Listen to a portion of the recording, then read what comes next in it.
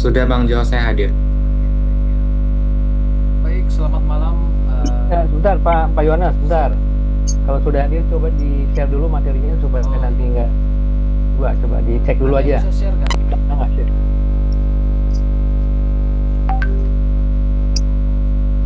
Setelah di share baru kita mulai ya, karena kadang-kadang ada yang bermasalah waktu sharing materinya, jadi lama lagi di situ.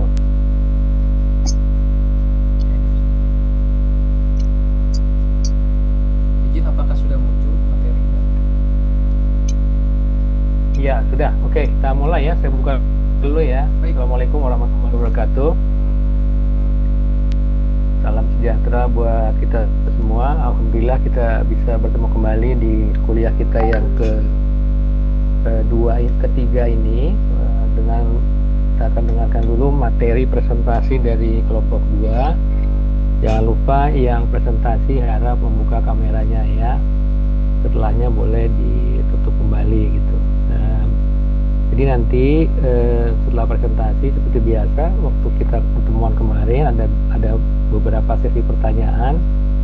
Nanti kita berikan kesempatan kepada yang presentasi untuk menjawab pertanyaan tersebut. Setelah itu nanti di akhir kuliah saya akan berikan summary-nya ya berkaitan dengan materi ini ya, politik dan regulasi. Oke, silakan ketua kelasnya, ketua kelompok atau siapa saja yang mewakili kelompok 2 ini untuk memulai. Jangan lupa diperkenalkan dulu siapa saja anggotanya dan siapa yang hadir dan siapa yang tidak hadir. Setelah itu kita baru mulai ya, karena saya akan catat ada cukup banyak juga ini ya, yang kelompok 2 ini ya. Ayo silakan, siapa tadi? Baik, terima kasih Bapak. Selamat malam Bapak dosen, Bapak Agus Ridho, Sarjana Ekonomi dan Industri Manajemen PhD, dan rekan-rekan mahasiswa sekalian. Perkenalkan, kami dari kelompok 2. Kami akan mempresentasikan materi bab 3 tentang politik dan regulasi dari mata kuliah pemasaran global atau global market. Kelompok kami terdiri dari 10 anggota, yaitu ada Ratu Mas Ratna, ada Reninta Oktora, ada Intan Permata, Fajar Priya Putra, ada juga Novianto, saya sendiri Johannes Ronald, ada juga Vicky Hanggara, Aina Diva Arah Manisa, dan Meini Rustiningsi, dan juga Mariano Henrique da Costa. Baik, materi presentasi kami ini bersumber dari buku pemasaran global karya Dr. Syafrida Hafnizahir, di mana presentasi ini akan membahas berbagai aspek penting lingkungan politik dan regulasi ini yang akan mempengaruhi aktivitas pemasaran global. Kami sendiri, kelompok kami berharap presentasi ini dapat memberikan pemahaman yang lebih komprehensif tentang bagaimana sih faktor politik dan hukum membentuk keputusan strategis perusahaan multinasional yang beroperasi lintas batas negara. Sebelum dimulai, Yohanes, ini dari yang kamu sebutkan tadi anggotanya masuk semua atau enggak? Hadir semua ya. Coba kembali lagi tuh. Absen tolong kawan-kawan. Hadir, Novianto hadir. Ya, saya sebutkan kembali ya. Meini hadir Pak. Ya. Suprapto hadir ya Pak. Oke. Ini Mariano hadir Pak. ya. Ratu Mas hadir. Iya hadir. Oke. Reninta Oktora hadir. Hadir ya. Hadir. Intan Permata hadir. Hadir. Fajar Triya Putra hadir. Saya hadir, Pak. Ya. Novianto Hadir Bang Jo. Siap, Ya. saya hadir. Vicky Hanggara, Hadir, Bang. Aina Diva, Hadir Kak. Meini Hadir Kak. hadir semua ya. Mariano juga hadir. Baik, saya lanjutkan ke pendahuluan, Bapak izin. Ya, silakan. Ya. Baik, pemasaran global ini berlangsung pada lingkungan politik yang kompleks dan melibatkan lembaga pemerintahan, partai politik, dan banyak berbagai stakeholder organisasi yang digunakan rakyat dan penguasa. Nah, bab ini sendiri mempertimbangkan elemen dasar politik, lingkungan, hukum, dan peraturan pemasaran global, termasuk masalah-masalah terkini yang mendesak, serta beberapa penawaran dan juga saran untuk menangani masalah-masalah tersebut.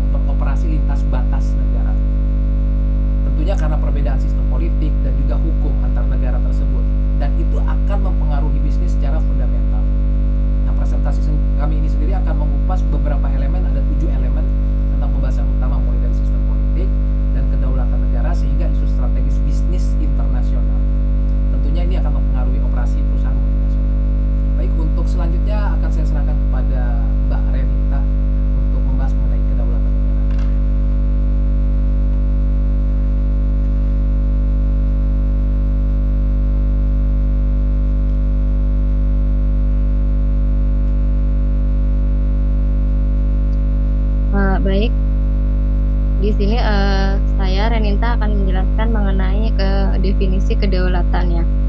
Kedaulatan merupakan otoritas politik tertinggi dan independen yang dimiliki suatu negara yang berdaulat. Konsep ini menjadi fondasi hukum internasional yang mengatur hubungan antara negara dan membatasi intervensi eksternal terhadap urusan domestik suatu negara.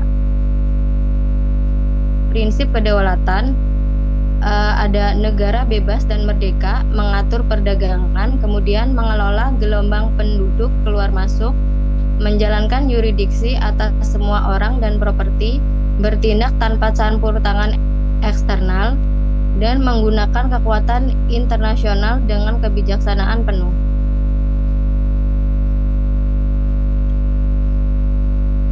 Kutipan tentang setiap negara yang berdaulat. Kaju boleh.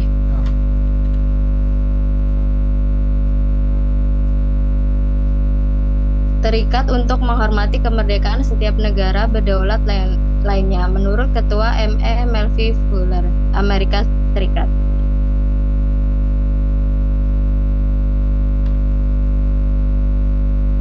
Next, Kak.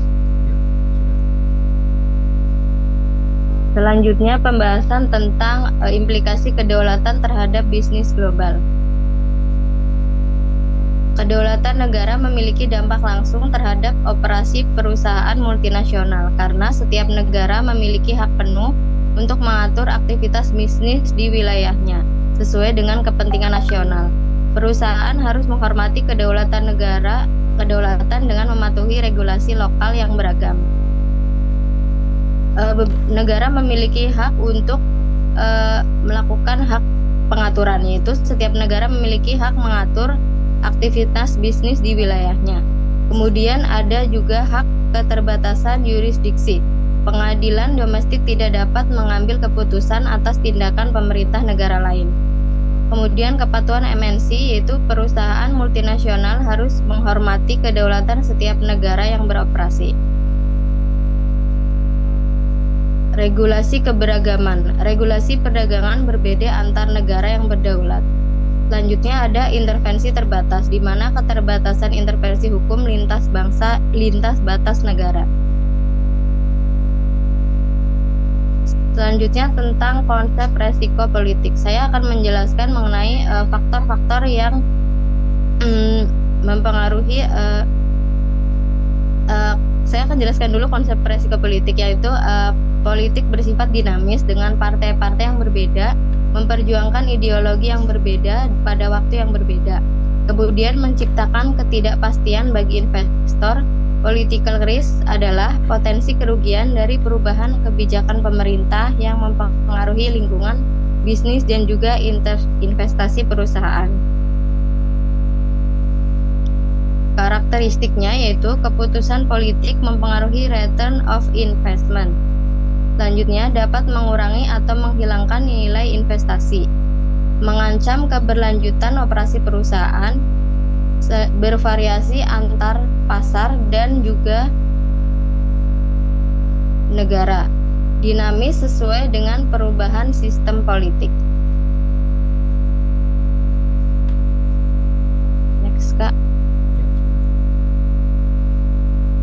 Melanjutkan pembahasan sebelumnya tentang resiko politik, saya akan menjelaskan mengenai faktor-faktor yang meningkatkan resiko politik di seluruh dunia. Ada dua tren utama yang dapat meningkatkan resiko politik di seluruh dunia yang perlu diantisipasi oleh perusahaan multinasional dalam perencanaan strategis mereka. Yang pertama adalah banyaknya pasar yang berkembang, yang bertumbuh pesat, justru dipenuhi dengan sistem hukum yang sewenang-wenang. Kemudian lembaga yang rapuh dan juga masyarakat yang mudah berubah dan rezim yang korup sehingga memicu ketidakstabilan politik dan ekonomi. Resiko politik berbeda dari satu pasar ke pasar lainnya. Seperti di Venezuela, manajer menghadapi nasionalisme ekonomi yang ekstrim. Kemudian di Brasil perlu memahami mengenai aliansi multipartai kongres yang kompleks. Selanjutnya di Tiongkok juga itu ada Negara Tiongkok perlu menafsirkan kekuatan dan permainan Partai Komunis Tiongkok yang mendominasi. Kemudian tren yang kedua itu mengenai krisis keuangan. Krisis keuangan global telah memperburuk resiko politik, baik di negara maju maupun di negara berkembang. Karena politik lokal kini mempengaruhi kinerja pasar global dan tindakan perusahaan internasional dalam skala yang tidak terlihat dalam beberapa dekade terakhir. Selanjutnya akan dilanjutkan oleh Kak Aina Diva. Pada slide ini, saya akan membahas tentang perpajakan sebagai instrumen penting namun kompleks dalam pemasaran global. Teks atau pajak merupakan instrumen krusial yang diandalkan pemerintah untuk memperoleh dana guna membiayai layanan sosial, militer, dan berbagai pengeluaran publik lainnya yang diperlukan untuk menjalankan fungsi negara.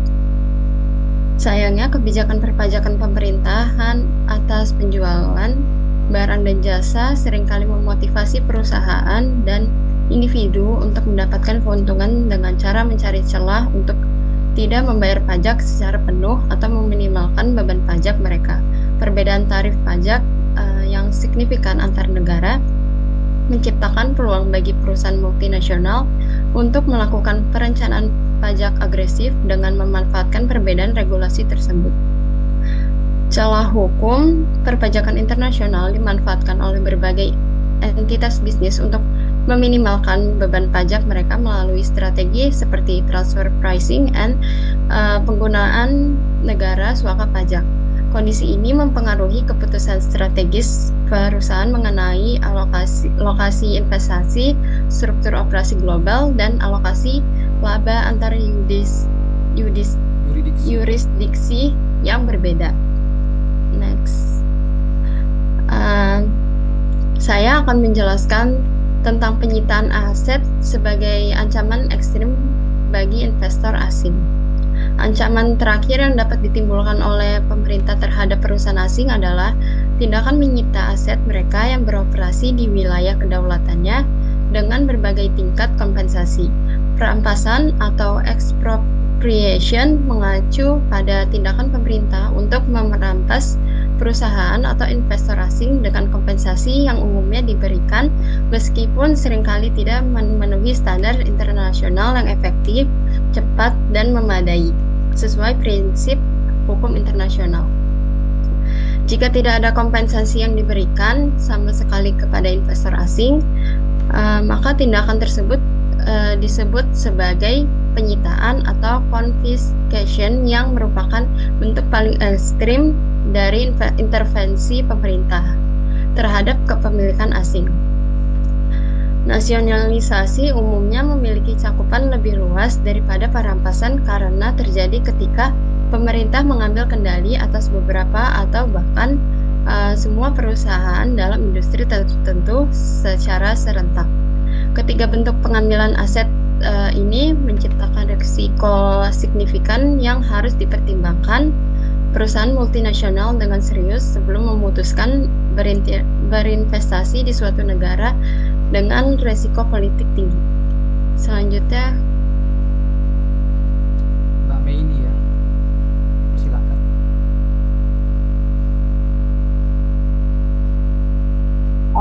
Pada slide ini saya Mimi Swimsi akan membahas tentang hukum Islam sebagai sistem hukum yang unik dan mempengaruhi bisnis di Timur Tengah. Sistem hukum yang digunakan di negara-negara Timur Tengah adalah hukum Islam yang memiliki karakteristik sangat berbeda dari sistem hukum Barat pada umumnya. Hukum Islam dilandasi oleh kepercayaan kepada Tuhan Yang Maha Esa dan menerapkan syariah sebagai kunci yang menjadi acuan perilaku Muslim dalam seluruh aspek kehidupan termasuk aktivitas bisnis dan transaksi komersial. Syariah bersumber dari dua referensi yaitu Al-Quran sebagai kitab suci yang berisi firman Allah dan hadis sebagai kumpulan perkataan, perbuatan, serta persetujuan Nabi Muhammad SAW yang menjadi panduan praktis pelaku bisnis Barat yang melakukan aktivitas bisnis di negara Timur Tengah harus memiliki pemahaman mendalam tentang hukum Islam dan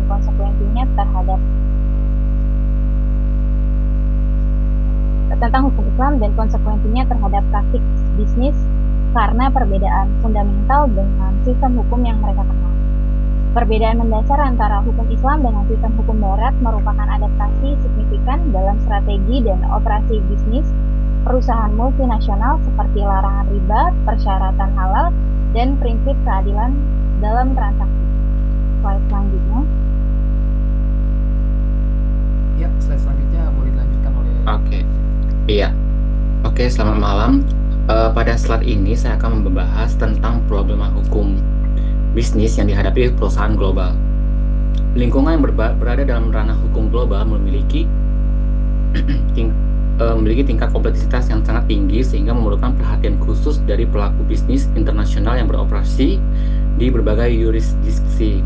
Bantuan hukum dari para ahli profesional sangat penting dalam menjalankan operasi bisnis dan melintasi batas negara dengan sistem hukum berbeda karena kesalahan interpretasi dapat mengakibatkan konsekuensi hukum serius. Seorang produsen yang aktif secara global seharusnya mampu melakukan berbagai tindakan preventif untuk mencegah timbulnya konflik hukum yang berpotensi merugikan operasi bisnis mereka. Area permasalahan utama mencakup yurisdiksi lintas negara yang menentukan pengadilan mana yang berwenang, perlindungan paten dan merek dagang yang bervarian antar negara, regulasi antitrust untuk mencegah monopoli, perizinan dan perlindungan rahasia dagang yang sensitif, serta isu penyuapan dengan regulasi ketat dan periklanan yang harus mematuhi norma lokal.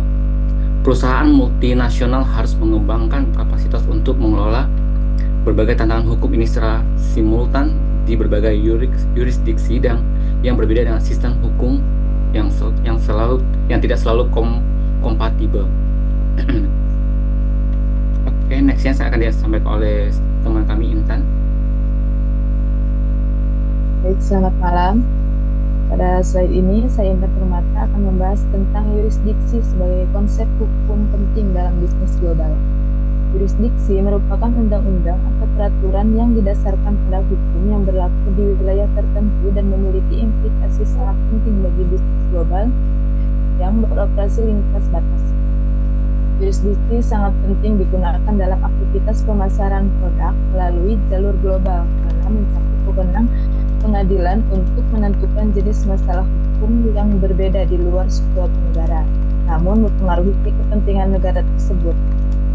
Karyawan perusahaan asing yang bekerja di Amerika Serikat harus memahami bahwa Amerika Serikat memiliki yurisdiksi atas mereka dan aktivitas bisnis karena pengadilan setempat dapat memeriksa keberadaan kantor, pengembang, dan karyawan perusahaan tersebut di wilayah yurisdiksinya. Salah satu contoh konkret permasalahan yurisdiksi adalah sengketa antara Eastman Kodak dengan Fuji Photo, di mana Kodak menuduh pemerintah Jepang membantu Fuji memblokir peredaran produk Kodak di pasar Jepang.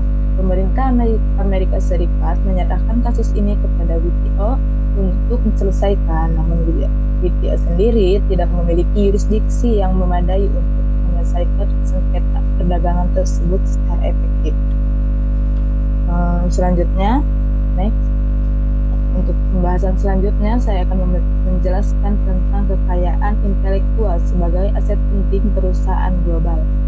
Paten, merek dagang, dan hak cipta merupakan bentuk kekayaan intelektual yang dilindungi di suatu negara, namun perlindungannya belum tentu diakui atau ditegakkan dengan sama di negara lain, sehingga menciptakan tantangan perlindungan aset.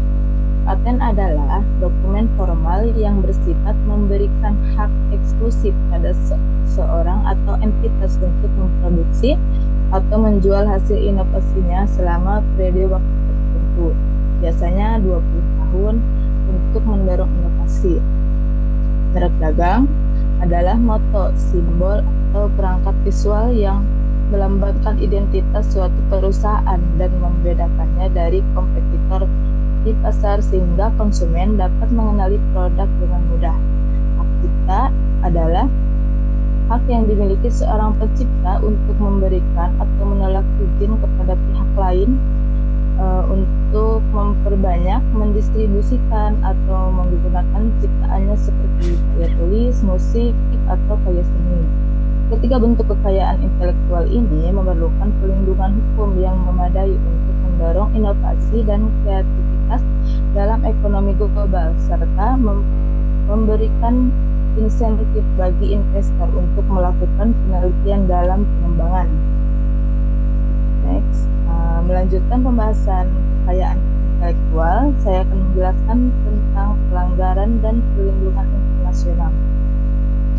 Pelanggaran yang paling sering terjadi terhadap kekayaan intelektual adalah memalsukan, yang dapat didefinisikan sebagai penyalinan suatu produksi secara tidak sah tanpa izin dari pemegang hak yang sah. Pemalsuan dapat dibagi menjadi beberapa tipe, yaitu pemalsuan asosiatif yang mencoba mengaitkan produk palsu dengan merek terkenal untuk mendapatkan keuntungan dari reputasi merek tersebut, dan pemalsuan pembajakan yang memproduksi replika ilegal dengan kualitas observasi. Perusahaan seringkali menemukan celah atau peluang yang ditawarkan oleh perbedaan undang-undang di berbagai negara untuk mendaftarkan merek dagang mereka guna mendapatkan perlindungan maksimal. Perlindungan internasional terhadap kekayaan intelektual telah diatur oleh Konvensi Paris Union untuk Industri Properti dan Konvensi Berne untuk Hak Cipta.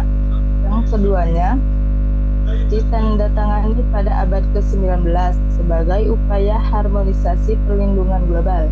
Amerika Serikat telah memberikan upaya diplomatik insentif untuk meningkatkan perlindungan kekayaan intelektual di seluruh dunia melalui berbagai perjanjian bilateral atau multilateral serta tekanan perdagangan terhadap negara pelanggar. Untuk slide selanjutnya akan disampaikan oleh Novianto. Terima kasih. Oke, terima kasih Intan. Ini saya bahas lagi. Pada slide ini saya mau bahas tentang kebijakan antitrust yang penting untuk persaingan sehat. Antitrust adalah kebijakan yang diciptakan oleh pemerintah untuk menangani praktik monopoli dan persaingan tidak sehat di bidang perekonomian yang dapat merugikan konsumen dan pasar. Undang-undang antitrust yang berada di Amerika dan negara lain dibuat dengan tujuan utama membatasi praktik persaingan bisnis yang merugikan konsumen dan menghambat inovasi pasar. Menurut para ahli hukum, regulasi antitrust disebabkan oleh kekhawatiran terhadap persaingan global yang dapat meningkatkan konsentrasi kekuatan pasar dan berpotensi menyalahgunakan posisi dominan untuk merugikan konsumen. Undang-undang antitrust Amerika merupakan warisan dari abad ke-19 untuk memiliki tujuan untuk mempertahankan kekuatan ekonomi berbasis persaingan sehat dan mencegah pembentukan monopoli yang merugikan. Komisi Eropa selama 40 tahun terakhir memiliki kekuatan untuk melarang perjanjian atau praktik dagang yang secara langsung maupun tidak langsung mencegah atau membatasi persaingan.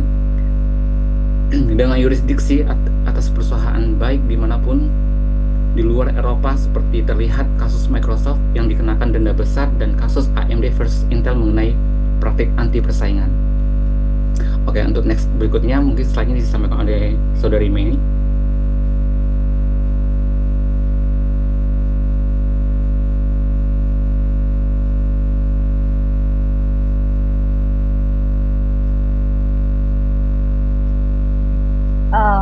Pada slide ini, saya akan membahas tentang hubungan kompleks antara inovasi dan regulasi bisnis.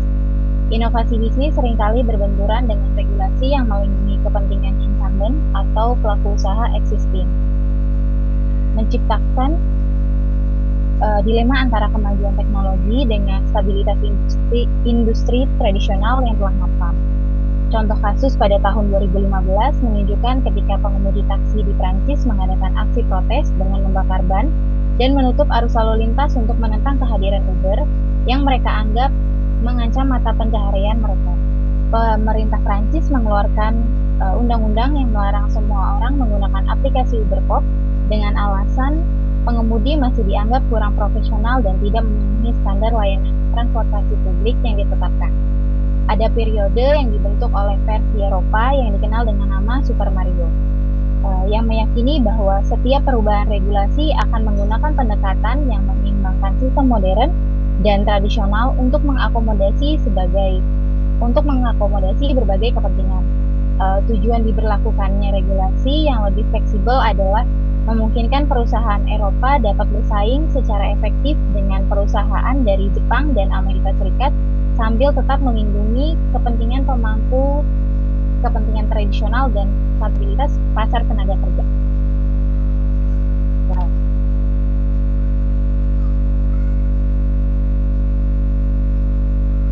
Baik, dilanjutkan oleh Saudara Mariano Henrique da Costa. Dipersilakan.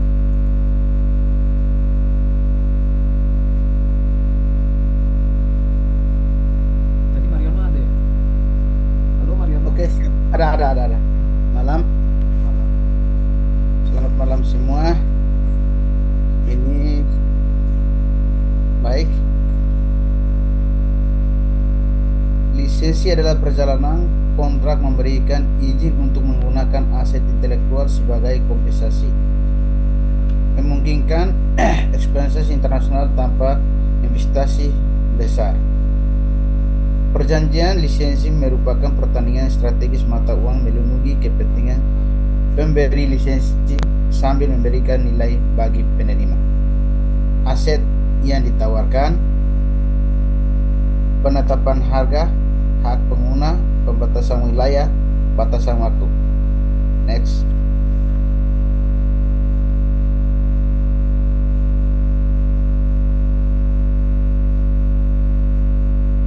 Rahasia dagang. Rahasia dagang adalah informasi bernilai komersial tinggi yang tidak diketahui publik dan memberikan keunggulan kompetitif.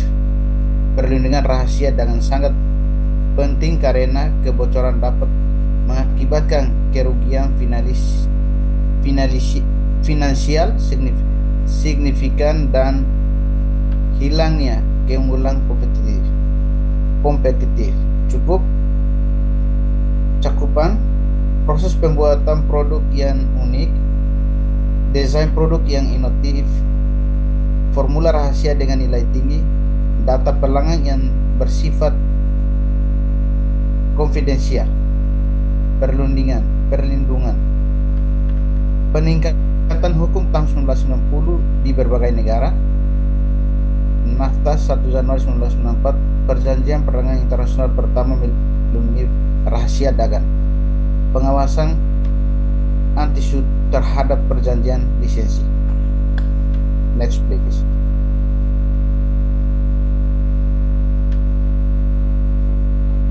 Hukum dan etika.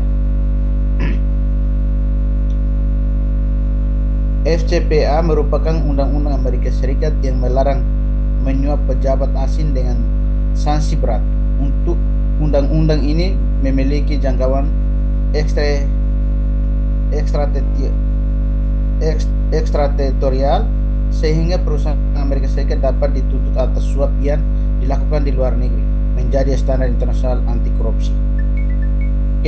Ketentuan FCPA, larangan penyuapan pejabat asing untuk kesepakatan bisnis, diawasi DOJ, Department of Justice, dan SEC, sanksi pidana untuk tindakan penyuapan, perubahan Omnibus Trades and Cooperative ACT, pengecualian suap mempercepatkan tindakan administratif rutin, pengiriman bea cukai dan izin paspor, hukum perusahaan $2.000, individual $100 atau penjara 5 tahun.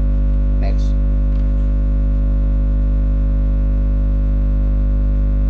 Baik, selanjutnya dilanjutkan oleh Saudara Fajar Triaputra. Dipersilahkan untuk membahas individualisme versus kolektivisme.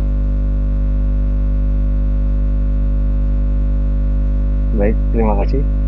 Pembahasan selanjutnya ini mengenai spektrum sistem politik antara individualisme dan kolektivisme. Sistem politik suatu negara dapat dinilai berdasarkan dua standar jangkar utama, yaitu sejauh mana negara tersebut menekankan individualisme versus kolektivisme dalam kebijakan dan praktiknya yang mempengaruhi regulasi bisnis. Nah, doktrin individualisme ini menekankan keunggulan kebebasan individu, ekspresi diri, dan kemandirian pribadi. sehingga setiap orang itu memiliki hak untuk membuat keputusan ekonomi yang sebagian besar bebas dari peraturan ketentuan pemerintah yang berlebihan.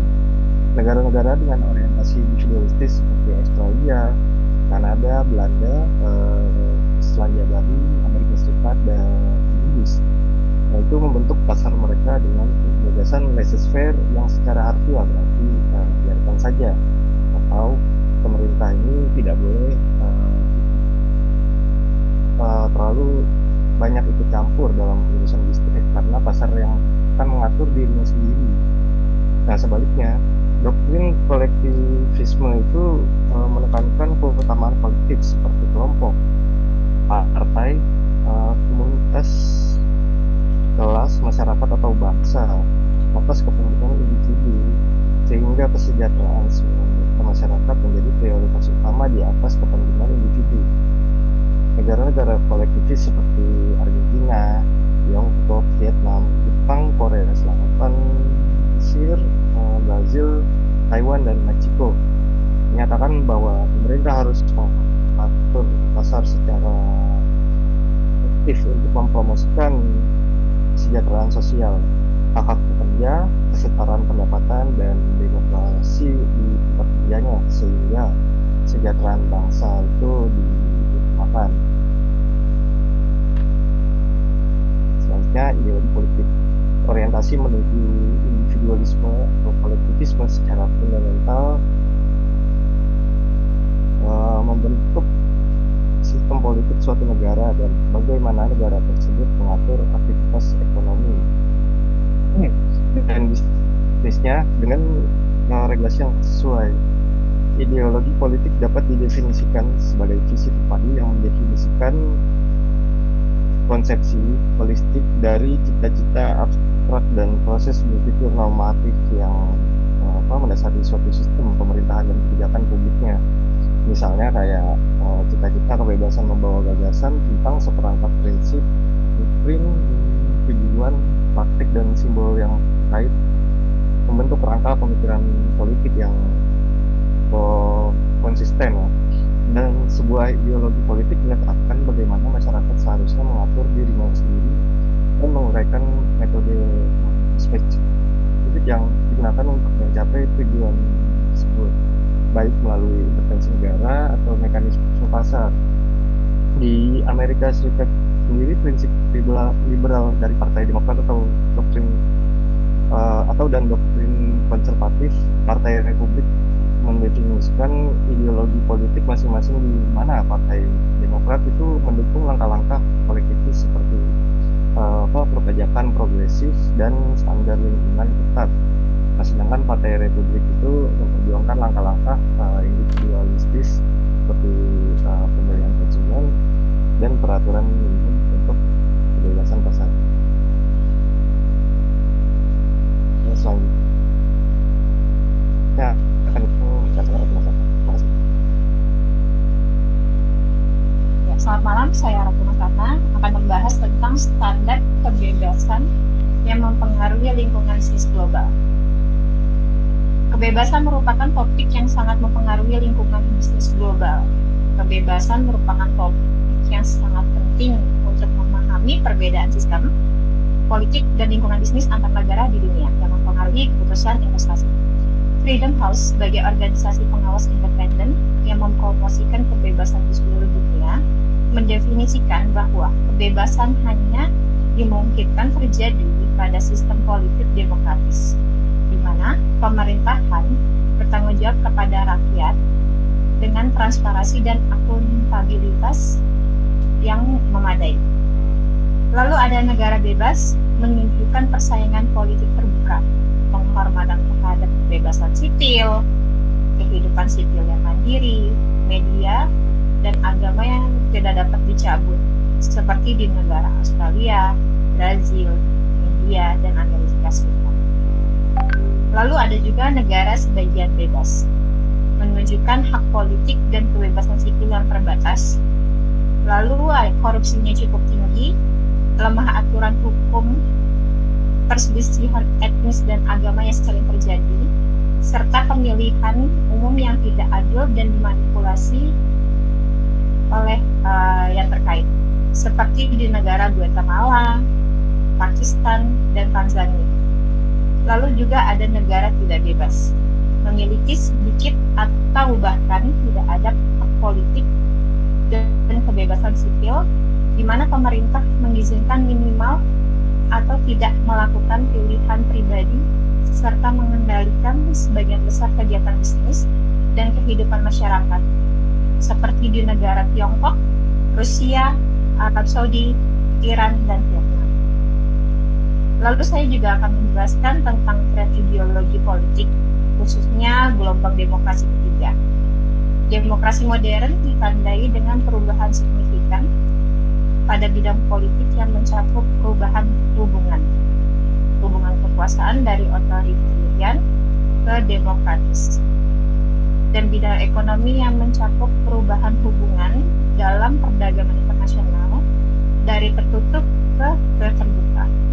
Ciri-ciri utamanya perubahan ini ditandai dengan penekanan kembalinya pada hak-hak individu, terutama kebebasan berekspresi dan pemilihan umum yang adil serta transparan, proses politik yang memungkinkan partisipasi publik, pasar bebas yang menekankan persaingan sehat, penekanan hukum yang konsisten, dan aliran informasi secara bebas tanpa sensor menjadi karakteristik penting dan transisi demokrasi yang sukses. Munculnya masyarakat sipil sebagai kelompok-kelompok bergerak pada bidang-bidang tertentu, namun bebas dari pemerintah atau bersifat otonom, merupakan indikator penting perkembangan demokrasi yang sehat. Gelombang demokrasi ketiga menunjukkan jalur transisi utama, yaitu pemerintahan militer. Demokrasi ketiga yaitu seperti Yunani dan Spanyol pada tahun 1970-an, dari rezim otoritarian partai dominan seperti Taiwan dan Filipina pada tahun 1980-an, serta dari oligarki komunis seperti negara-negara Eropa Tenggara dan ex-Uni Soviet pada tahun 1990-an dengan karakteristik dan tantangan unik pada setiap jalur. Akan dilanjut dengan Kak Fikri Hanggara. Baik, pada slide ini saya Fikri Hanggara akan membahas tentang lingkungan hukum yang berbeda antar negara. Perbedaan ideologi politik antar negara menyebabkan perbedaan mendasar pada sistem hukum yang diterapkan di masing-masing negara tersebut, sehingga menciptakan kompleksitas bagi bisnis internasional. Sistem hukum menetapkan aturan-aturan yang mengatur perilaku masyarakat dan pelaku bisnis. Proses-proses di mana hukum ditegakkan oleh lembaga penegak hukum serta prosedur yang digunakan untuk menyelesaikan keluhan atau sengketa yang timbul antar pihak. Sistem hukum berbeda di setiap negara karena variasi pada tradisi historis yang unik. Presiden hukum yang telah dibangun selama berabad-abad, penggunaan dan kebiasaan lokal yang berakar pada budaya, serta ajaran agama yang mempengaruhi pembentukan hukum, terutama di negara dengan sistem hukum religius. Dengan pengecualian negara-negara anggota Uni Eropa yang telah mengharmonisasikan sebagai sistem hukumnya melalui regulasi bersama. Negara-negara umumnya jarang mengakui legitimasi praktik hukum atau putusan pengadilan dari negara lain, sehingga menciptakan fragmentasi hukum global. Seorang sarjana hukum menyimpulkan bahwa bergerak dengan sangat mudah melintasi perbatasan negara karena standar teknis yang konvergen. Namun penilaian hukum tidak terlalu mudah berpindah-pindah, yang menggambarkan kompleksitas harmonisasi hukum internasional dan tantangan penegakan putusan lintas batas. Baik, selanjutnya pembahasan lingkungan hukum. Akan menjelaskan tentang masalah hukum dalam bisnis internasional. Perbedaan signifikan pada ideologi politik dan sistem hukum antar negara sering menimbulkan berbagai masalah operasional yang kompleks bagi perusahaan multinasional yang beroperasi lintas batas dengan yurisdiksi berbeda. Fakta bahwa negara-negara menggunakan prinsip-prinsip hukum yang sangat beragam untuk mengatur lingkungan bisnis memperburuk situasi dan meningkatkan kompleksitas manajemen hukum yang harus dihadapi perusahaan global.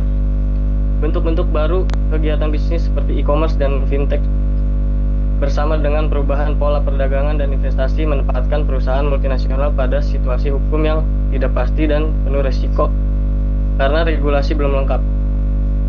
Data menunjukkan hubungan terbalik yang jelas antara kekayaan umum suatu negara dengan tingkat regulasi aktivitas bisnisnya, di mana negara-negara kaya cenderung mengatur lebih sedikit dengan sistem lebih efisien.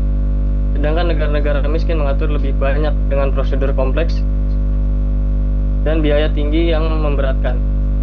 Di negara berpenghasilan tinggi, memulai bisnis membutuhkan rata-rata 6,28 prosedur dengan rentang waktu 18 hari dan biaya 7% dari pendapatan per kapita. Sedangkan di negara berpenghasilan rendah memerlukan 7,5 prosedur dengan rentang 90 hari dan biaya mencapai 37% dari pendapatan per kapita yang sangat memberatkan pengusaha kecil. Baik, selanjutnya akan dilanjutkan oleh rekan saya, Pak Johannes. Baik, terima kasih. Saya akan menjelaskan beberapa slide berikutnya di mana saya membahas mengenai kekhawatiran strategis. Mengenai kekhawatiran strategis ini dihadapi oleh banyak perusahaan multinasional. Nah, kekhawatiran strategis ini tidak hanya memusatkan perhatian manajer untuk operasi sehari-hari seperti membuka, menjalankan, dan menutup bisnis, tetapi juga mengarahkan perhatian mereka pada masalah jangka panjang, tentunya fundamental dan keberhasilan perusahaan. Nah, isu-isu strategis ini juga membentuk daya saing, profitabilitas, dan juga keberlanjutannya perusahaan multinasional pada pasar global. Nah, profitabilitas lalu juga keberlanjutan perusahaan multinasional tersebut itu tentunya sangat dinamis dan juga kompetitif. Nah, disinilah lingkungan hukum suatu negara itu memiliki pengaruh untuk setiap operasi perusahaan, mulai dari proses pembuatan produk yang tentunya sesuai dengan standar regulasi ya, lalu juga strategi pemasarannya juga dengan kepatuhan hukum, sampai perlindungan fitur-fitur yang menjadi hak milik intelektualnya dari pembajakan atau mungkin pemalsuan. Nah, disinilah peran hukum nasional berpengaruh. Pengaruhnya sangat signifikan terhadap aliran produk lintas batas negara. Misalnya dengan mengatur biaya atas hak untuk impor produk, tentunya berdasarkan negara dari asal atau country of origin. Beberapa negara juga menerapkan kebijakan COOL atau COOL, itu kepanjangan dari country of origin labeling. Nah, ini kenapa? Untuk memberikan informasi kepada konsumen tentang asal muasal produk, dan juga itu untuk mendukung produsen lokal. Nah, sementara kekhawatiran keamanan nasional itu juga membentuk peraturan. Misalnya kalau kita ingat kasus Huawei sama ZTE itu dulu ya, itu kan peralatan jaringannya itu kan dikeluarkan dari kontrak pemerintah Australia pada saat itu, lalu juga Kanada, Amerika Serikat. Nah, karena dugaan kemampuan spionasenya dan hubungan eratnya dengan partai komunis di Cina, di Tiongkok. Lalu juga kita juga melihat dasar perbedaan politik dan hukum. Tentunya politik dan hukum itu adalah sesuatu yang berbeda. Di pembahasan ini mungkin kita menegaskan bahwa terdapat perbedaan yang mungkin nggak bisa dipungkiri di antara negara-negara yang terkait praktik politik dan regulasi hukum yang mungkin menerapkan berdasarkan keunikan masing-masing. Nah, kita sebagai mahasiswa juga mempelajari bisnis internasional ini harus paham dasar sejarah, ekonomi, dan juga kognitif yang mempelajari bisnis internasional. Apa sih perbedaan-perbedaan dasarnya atau fundamentalnya antar negara untuk bisa dapat beroperasi secara efektif? Nah, seperti yang tadi udah dibahas kan di paparan sebelumnya, contohnya kayak hak cipta. Itu kan salah satu komponen yang paling penting, kenapa? Dari perkembangan ekonomi suatu negara. Itu nggak memandang juga apakah negara tersebut kaya atau miskin. Itu disebabkan karena untuk melindungi inovasi dan kreativitas. Nah, sementara beberapa negara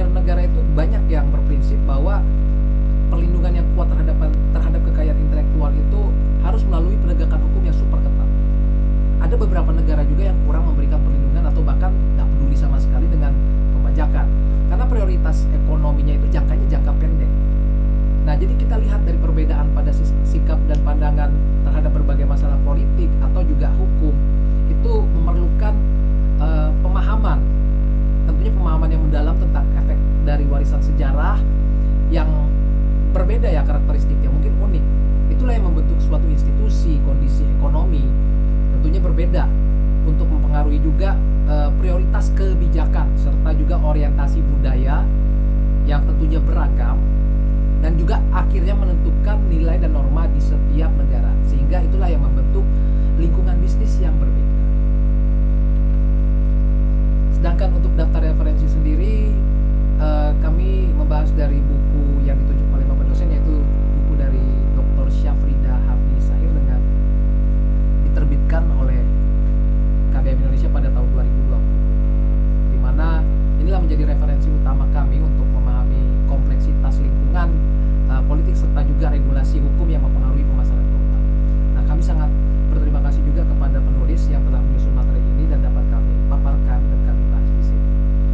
Demikian presentasi dari kelompok kami, kelompok 2 tentang politik dan regulasi pada bab 3 dari mata kuliah Global Markets atau pemasaran global.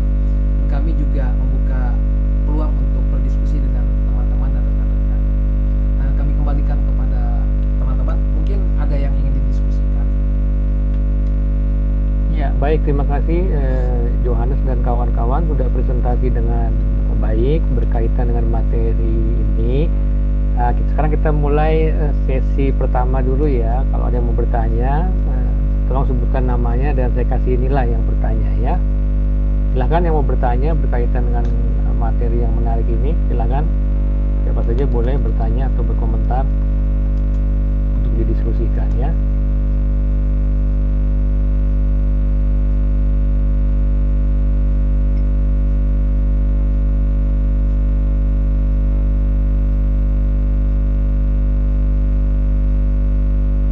Baik, mungkin ada teman-teman yang ingin bertanya atau mungkin memberikan tanggapan juga nggak apa-apa. Kita diskusi sama-sama.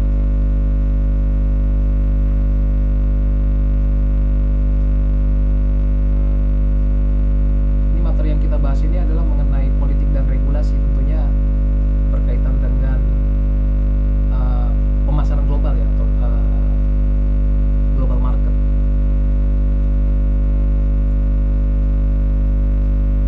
Apa udah kecapean? Ya, ya, Izin, silakan dosen. yang ya silakan. Heri, ya.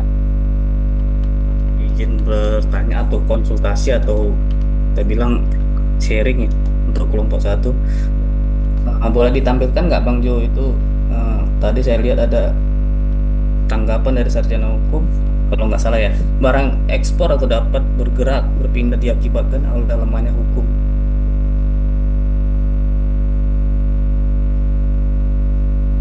Ini jurisdiction dalam pemasaran global. Bukan. Kalau nggak salah kata-katanya barang ekspor dapat bergerak bebas itu diakibatkan karena lemahnya hukum. Itu kutipan dari sarjana hukum kalau nggak salah tadi.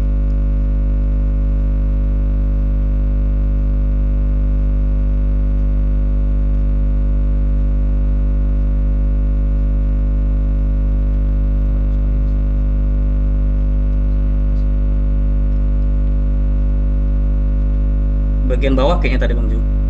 Udah ke bawah itu. Slide berapa saya lupa tadi.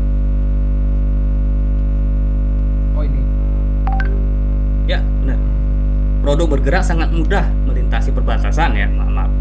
Penilaian hukum tidak terlalu banyak. Sementara kita bahas dari tadi itu ya, banyak regulasi, aturan, bahkan sampai ke sanksi-sanksi yang istilahnya bisa sampai penyitaan aset dan beberapa perusahaan dan seluruh perusahaan itu bisa ditarik oleh negara. Itu bagaimana kesempatan itu bisa terjadi dari sekian banyak aturan atau regulasi yang berlaku, ada NAFTA dan segala macamnya. Apakah ada kemungkinan nih kekuatan lain yang dapat mengcover hukum, aturan atau regulasi tersebut? Kasih Bang Jo. Terima kasih untuk kelompok 2 kelompok 2 ya. Oh, Dan Bapak dosen, terima kasih. Selamat malam. Pertanyaan yang saya tangkap tadi maksudnya apakah ada kekuatan lain yang dapat mengcover aturan hukumnya terkait dengan yang dikuat dari kutipan tersebut, di mana produk bergerak sangat mudah melintasi perbatasan. Itu Siap. Ya. Oke, baik. Ya. Baik teman-teman, mungkin kita minta satu pertanyaan lagi, jadi kita bisa jawab 1 atau 2 pertanyaan lagi. Kita kumpulkan dulu. Kalau nggak ada, kita jawab langsung ini. Ada lagi nggak yang mau Ya, bertanya? silakan. silakan. Yang mau bertanya lagi siapa? Ayo diambil kesempatannya untuk mendapat nilai. Bagi yang Selamat mendengar, malam semuanya. Pak, saya ya, izin silakan Dian. malam Bang Jo dan kelompok kita. Izin bertanya ya Bang Jo. Silakan. Tadi kan ada, kalau nggak salah tuh ada contoh juga kasus Uber di Prancis ya. Oh iya. Itu kan menunjukkan gimana adanya inovasi bisnis sering berbenturan dengan regulasi yang melindungi kepentingan. Yang menjadi pertanyaan, gimana baiknya pemerintah dapat menyeimbangkan antara dorongan dari inovasi dan kemajuan teknologi dengan perlindungan pemangku kepentingan untuk menghindari konflik regulasi yang dapat menghambat bisnis tersebut. Itu aja. Thank you. Boleh diulang gimana? Menghindari konflik regulasi antara Bagaimana pemerintah dapat menyeimbangkan antara dorongan inovasi dan kemajuan teknologi dengan perlindungan pemangku kepentingan untuk menghindari konflik regulasi yang dapat menghambat bisnis tersebut. baik teman-teman, mungkin bisa dijawab dulu ya sama kelompok 2 ya. Mungkin berikan waktu Silakan. dulu untuk teman-teman bisa mengetikkan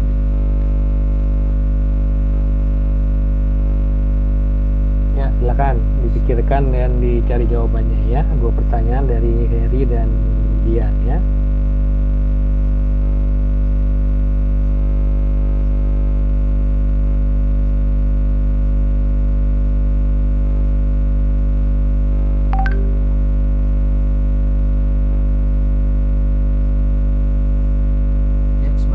Mungkin teman-teman bisa ingatkan lagi ya.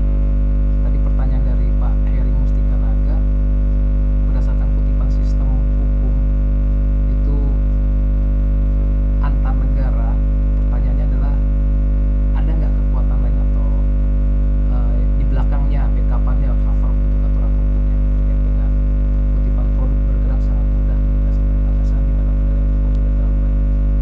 Itu juga pertanyaan dari Mbak Dian tadi ya, mengenai contoh kasus Uber di Perancis di mana ada invasi bisnis yang berbenturan dengan regulasi.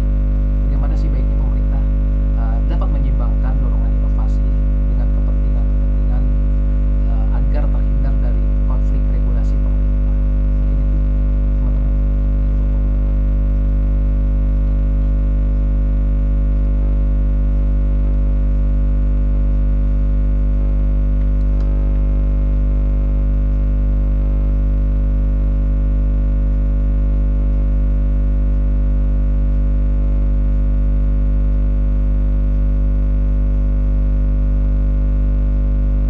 Mungkin bisa saya jawab dulu kali ya pertanyaan dari Pak Heri ya. Saya ulangi ya. Pertanyaannya sendiri itu menarik sih kalau saya sendiri. Jadi tentang kekuatan atau pengcoveran aturan hukum antar negara. Memang benar, setiap negara itu sendiri memiliki sistem hukum yang berbeda-beda. Itu banyak faktornya berdasarkan tradisi, preseden, bahkan budaya masing-masing. Namun ada beberapa mekanisme yang mungkin fungsinya sebagai jembatan atau harmonisasi. Nah, misalnya hukum internasional dan perjanjian multilateral. Contoh, organisasi seperti WTO itu kan mengatur perdagangan internasional.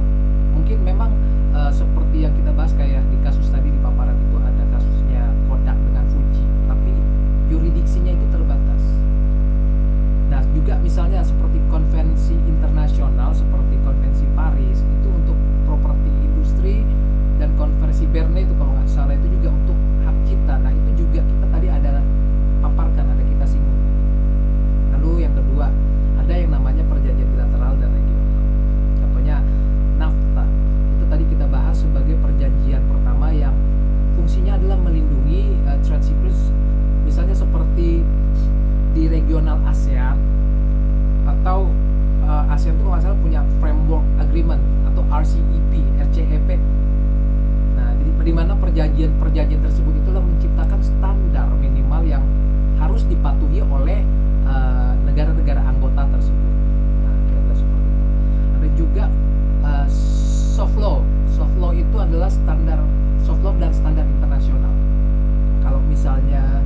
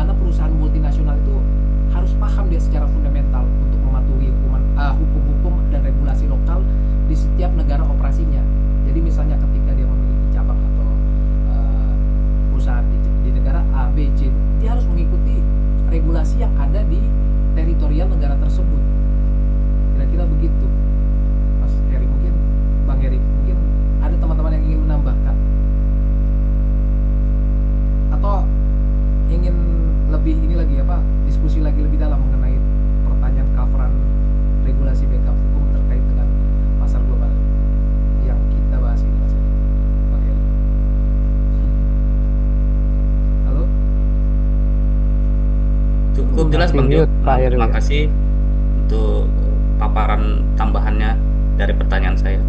Oke, baik, terima kasih. Mungkin teman-teman dari kelompok 2 bisa menjawab untuk pertanyaan kedua dari Mbak Dian ya tadi ya.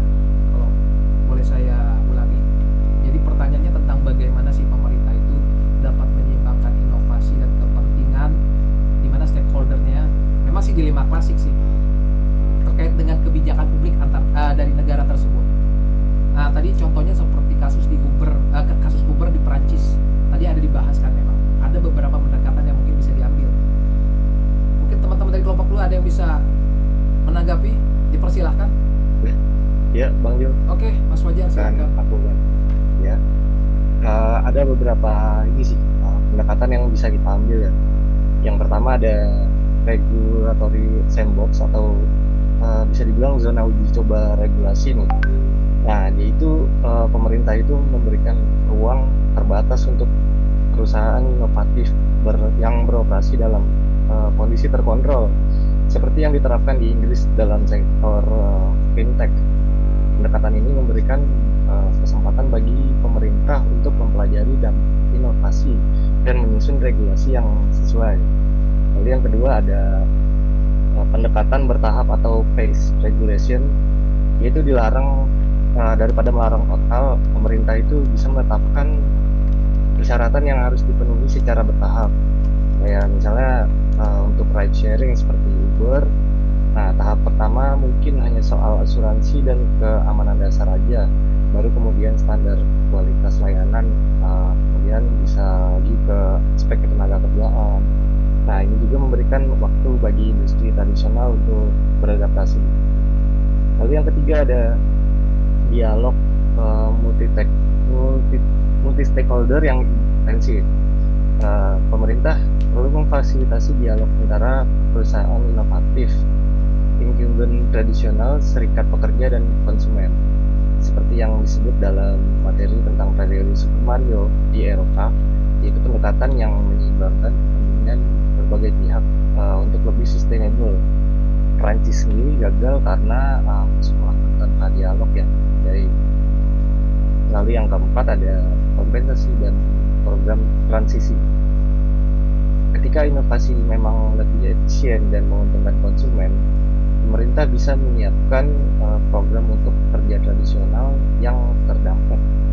Misalnya kayak pelatihan ulang, subsidi transisi, atau skema pensiun dini. Ini mengurangi resistensi terhadap perubahan. Lalu yang terakhir ada regulasi secara proaktif. Banyaknya regulasi tertinggal karena dibuat puluhan tahun yang lalu. Pemerintah perlu melakukan regulatory review berkala untuk memastikan aturannya itu masih relevan dengan perkembangan teknologi dan model bisnis saat ini. Yang penting dipahami, tidak ada solusi one size fit all. Pendekatan yang tepat bergantung pada konteks, yaitu seberapa disruptif inovasinya, seberapa kuat posisi incumbent, kondisi ekonomi negara, dan budaya politik setempat. Prancis ini dengan tradisi perlindungan pekerja yang kuat tentu berbeda pendekatannya dengan Singapura yang lebih pro bisnis.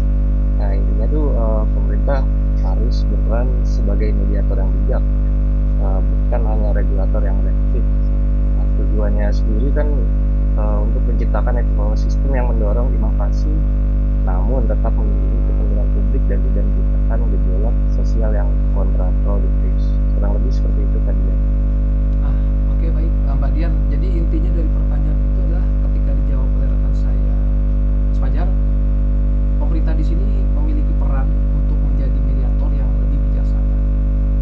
Tapi juga tujuannya adalah untuk menciptakan ekosistemnya itu supaya mendorong inovasi tersebut, tapi juga tetap melindungi kepentingan publik. Jadi sehingga meminimalisir gejolak-gejolak sosial yang kontraproduktif. Kira-kira seperti itu. Mungkin ingin ditanggapi kembali Mbak Dian atau bagaimana? Oke, sudah cukup. Makasih Kak Fajar dan Bang Jo. Mungkin ada teman-teman lain yang ingin menanggapi pertanyaan sebelumnya atau ingin berdiskusi atau ingin memiliki pertanyaan lain yang terkait materi ini, kami persilahkan. Mungkin dua pertanyaan. Di kolom chat Ada Bang Jul dari Benedictus Aditya. Oh, oke, silakan.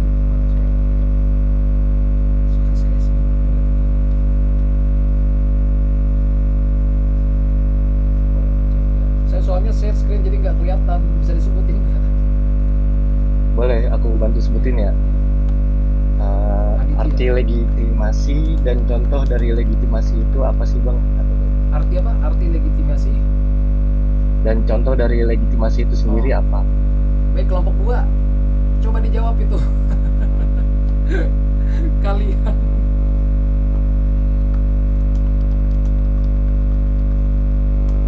Selamat malam Kak. Baik, silakan. Oh, ini dari Santi, ingin bertanya ya? Iya. Baik. Boleh dong Kak, izin bertanya ya. Ya, pertanyaannya silakan. Tadi kan ada penjelasan yang namanya perampasan aset ya. Ya, perampasan aset expropriation yang meskipun ada kompensasi seringkali dikatakan tidak memadai. Nah, kira-kira kriteria yang umumnya digunakan untuk menentukan kompensasi yang sesuai standar internasional itu seperti apa ya Kak? Itu aja Kak, terima kasih. Terima kasih pertanyaannya bagus sekali ya. Baik teman-teman, kami minta waktu sebentar ya untuk diskusi untuk kelompok 2 untuk menjawab pertanyaan pertama dari chatbox tadi ya, Mas Aditya mengenai legitimasi dan contohnya juga, lalu juga dari Mbak Santi yang menanyakan mengenai penjelasan perampasan aset. Apa sih kompensasi yang sesuai dengan standar internasional terkait dengan perampasan aset tersebut? Oke, mohon waktu sebentar.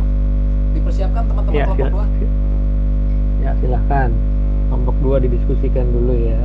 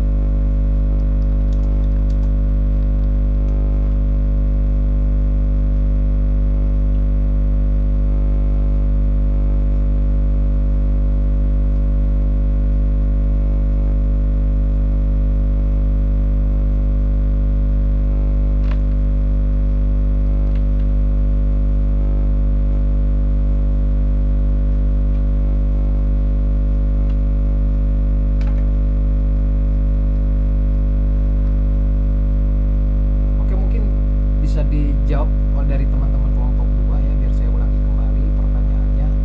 Pertanyaan pertama dari Mas Aditya, simpel sekali sih pertanyaannya, apa sih arti legitimasi dan contohnya? Mungkin bisa dijawab oleh teman-teman kelompok 2. Lalu pertanyaan kedua di sesi kedua ini adalah dari Mbak Santi. Dalam penjelasan perampasan aset tadi yang dipaparkan oleh kelompok 2 disebutkan meskipun ada kompensasi tapi tidak dikatakan memadai. Apa sih kriteria kompensasi yang sesuai dengan standar internasional? Itu aja sih pertanyaannya. Monggo dijawab teman-teman, siapa yang mau mewakili dari kelompok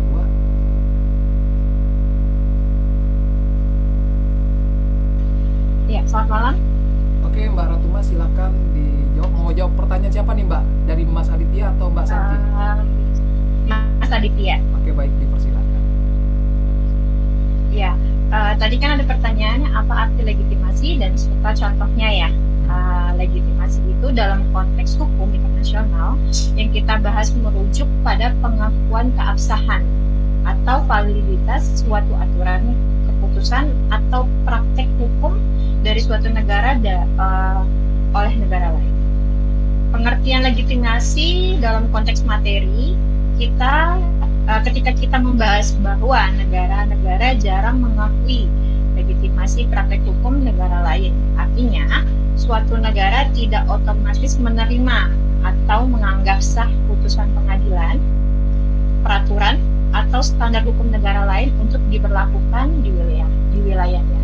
Terus kalau misalnya mau ditanya soal contoh konkretnya ya, contoh konkretnya itu putusan pengadilan di Indonesia memutuskan perusahaan Amerika harus membayar ganti rugi senilai 10 miliar putusan ini tidak otomatis bisa dieksekusi di Amerika. Pengadilan Amerika tidak mengakui legitimasi putusan pengadilan Indonesia begitu saja. Perlu proses hukum tersendiri di Amerika atau perjanjian bilateral untuk enforcement-nya, seperti itu. Lalu kalau misalnya butuh contoh keduanya lagi, mungkin bisa seperti sertifikat profesi seorang dokter berlisensi di Indonesia. Belum tentu lisensi tersebut bisa berlaku di negara lain. Contohnya di Jepang, karena di Jepang itu tidak mengakui legitimasi sertifikasi medisnya Indonesia. Dokter tersebut harus mengikuti ujian lagi, terus proses sertifikasi ulang sesuai dengan standar Jepang. Kalau misalnya butuh contoh lagi, mungkin bisa standar produk elektronik kali ya, yang sudah lulus SNI, standar keamanan Indonesia ya. Tentu langsung bisa dijual di Eropa. Uni Eropa tuh nggak bisa langsung mengakui legitimasi sertifikasi SNI tersebut, sehingga produk yang harus lulus sertifikasi CE Mark yang sesuai standar Eropa. Jadi memang kebijakannya tuh beda-beda, Pak. Gitu. Untuk legitimasi ini. Kalau bisa disimpulkan. Baik, Kak. Berarti ya ini kayak mutual recognition principle ya. Jadi misalnya dokter yang lulusan Jerman belum tentu dia bisa praktik di negara lain. Jadi harus ada sertifikasi internasional. Iya, betul, Pak. Oke, baik. Mungkin tadi gimana, Mas Aditya? Cukup? Sudah cukup, Mas. Terima kasih, Mas. Dan Mbak Ratu, terima kasih, Mbak. Baik. Mungkin dari kelompok 2 ingin menjawab lagi pertanyaan dari Mbak Santi ya. Tadi pertanyaannya adalah mengenai perampasan aset. Disebutkan meskipun ada kompensasi, tapi dikatakan tidak memadai. Apa sih kriteria kompensasi yang sesuai dengan standar internasional? Teman-teman dari kelompok 2 bisa menjawab, dipersilakan. Kalau saya mau jawab pertanyaan dari Kak Santi ya.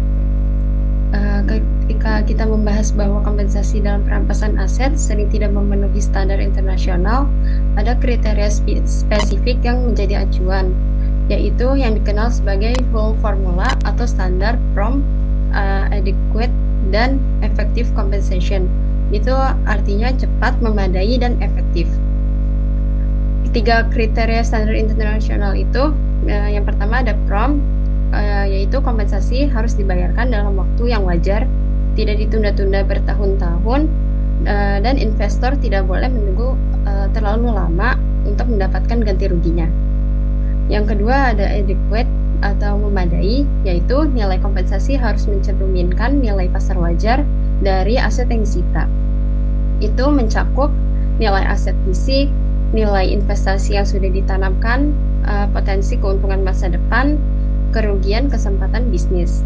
Yang ketiga itu ada efektif, yang pembayaran harus dalam bentuk yang dapat dikonversi ke mata uang asing, dapat ditransfer ke luar negara tanpa hambatan, memiliki nilai real, bukan mata uang yang terdepresiasi atau instrumen keuangan yang tidak liquid.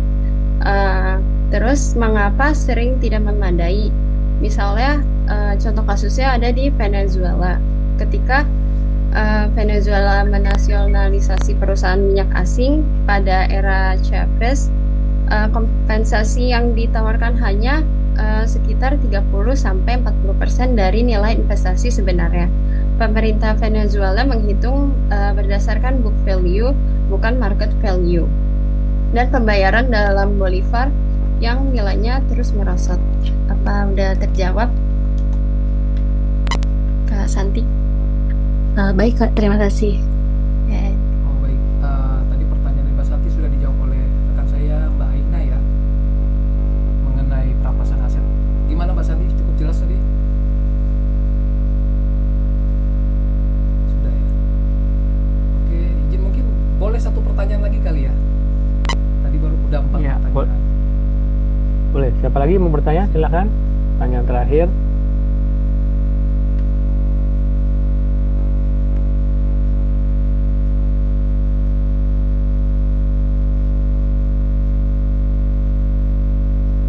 Ya, selamat malam. Oh baik, dari Mbak Melani ya. Iya, kalau saya agak salah ya. Saya mau nanya mengenai slide 4. Ya, di slide 4 ini kan dikatakan adalah kedaulatan negara memiliki dampak langsung terhadap operasional perusahaan multinasional. Setahu saya perusahaan multinasional ini kan adalah perusahaan asing ya, atau perusahaan yang bergerak di maksudnya perusahaan yang ada di beberapa negara. Nah, di sana dikatakan setiap negara memiliki hak penuh mengatur aktivitas bisnis di wilayah yang sesuai kepentingan nasionalnya masing-masing. Yang berarti setiap negara itu mempunyai kebijakannya masing-masing ya untuk mengatur perusahaan itu kan. Yang saya ingin tanyakan mengenai kebijakan di Indonesia aja sih, bagaimana kebijakan di Indonesia ini mengatur perusahaan multinasionalnya. Apakah ada hal-hal tertentu, misalkan tidak boleh punya aset, atau misalkan adakah peraturan mengenai gajinya standar seperti apa, seperti itu sih. Terima kasih. Oke, baik sekali. Ini pertanyaan hukum ekonomi ini sebenarnya. Mungkin teman-teman dari kelompok 2 ada yang ingin menanggapi pertanyaan dari Mbak Melani ini. Jadi pertanyaannya itu memang relevan ya dengan prinsip kedaulatan negara tadi yang kita bahas. Nggak ada standar gaji global yang seragam untuk perusahaan multinasional, tapi setiap negara sendiri memiliki kedaulatan penuh untuk mengatur kebijakan ketenagaan kerja di wilayahnya masing-masing, termasuk seperti upah minimum atau UMR. Itu mungkin kurang lebih pertanyaan dari Mbak Melani. Mungkin dari teman-teman kelompok 2 ada yang ingin menjawab atau menjelaskan pertanyaan ini, dipersilakan. Mohon waktunya ya sebentar ya Mbak Melani ya.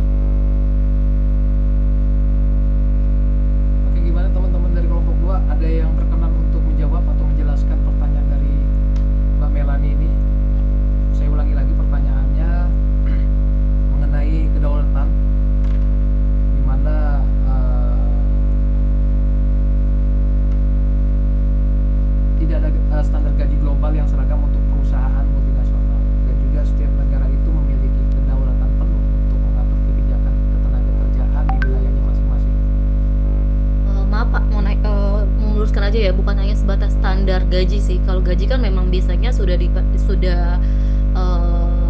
kita memang harus mengikuti standar dari setiap Pemda yang masing-masing. Yang saya tanyakan misalkan negara misalkan dia itu perusahaan asing yang bergerak di perusahaan asing berdiri di Indonesia, apakah ada peraturan khusus misalkan tidak boleh punya aset, atau karyawannya memang harus karyawannya atau memang 50% harus orang asing atau 80% lokal, atau bagaimana gitu loh peraturan tertentunya.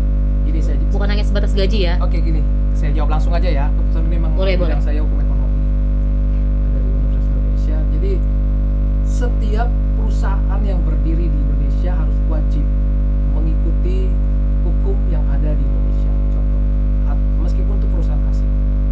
Jadi konsep kedaulatan itu sendiri memberikan hak kepada setiap negara untuk mengatur aktivitas bisnis di wilayahnya sendiri secara mandiri.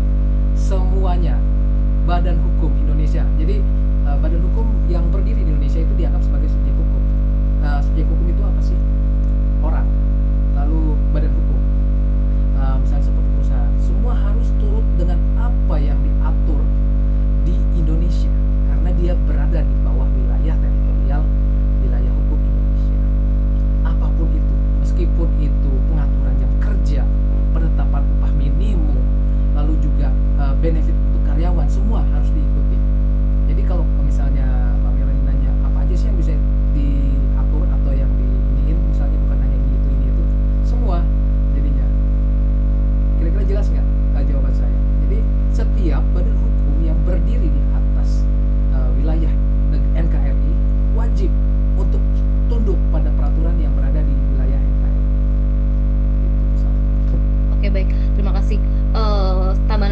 perbedaannya gimana Pak?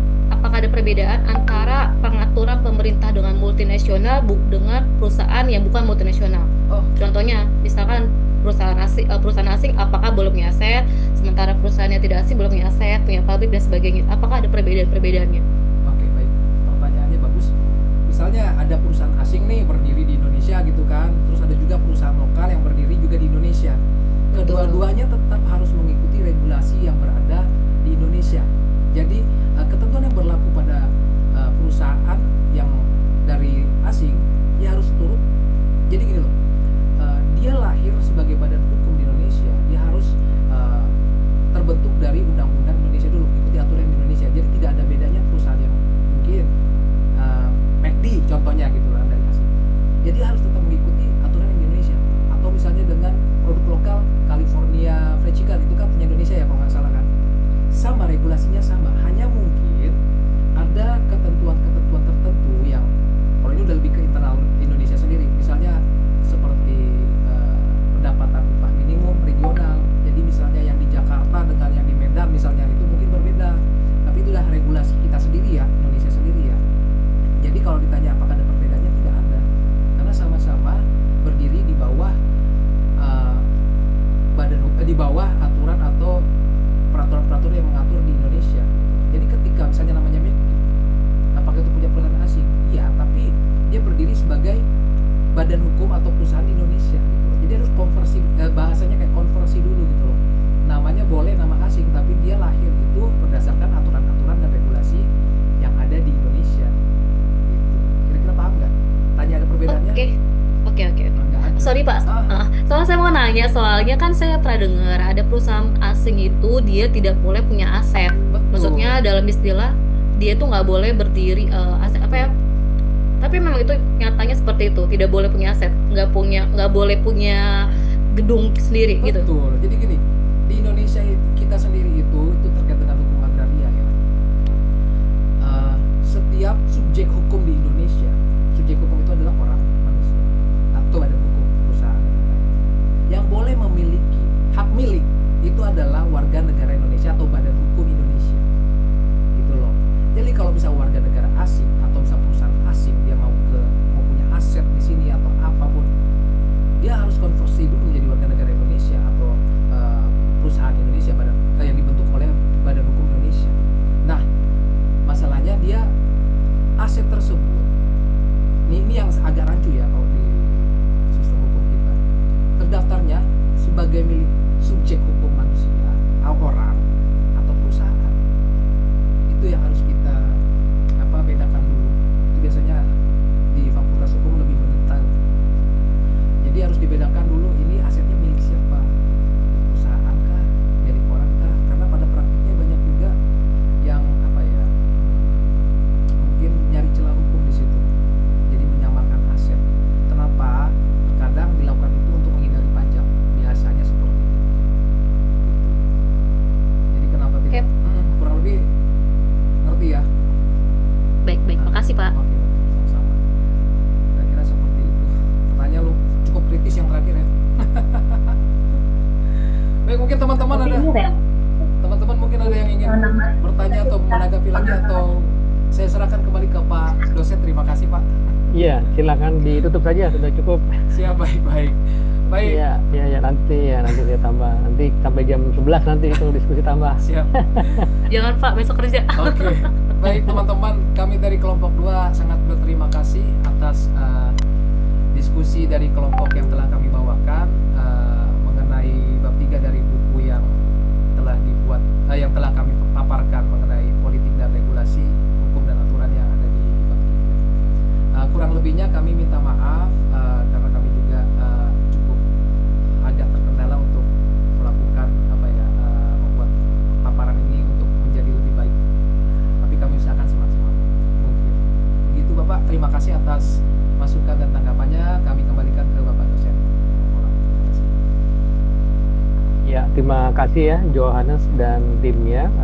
Tadi sudah menjawab beberapa pertanyaan dengan baik, bervariasi ya, dari Heri, kemudian Dian, Benedictus, Santi, Melan, dan saya dari Melani ya. Saya hanya menambahkan sedikit saja. Jadi sebenarnya apa yang sudah dibicarakan di sini sudah cukup jelas ya. Coba Yohanes di stop dulu ini share-nya. Coba siapa Pak? Ya, saya coba yang share sedikit.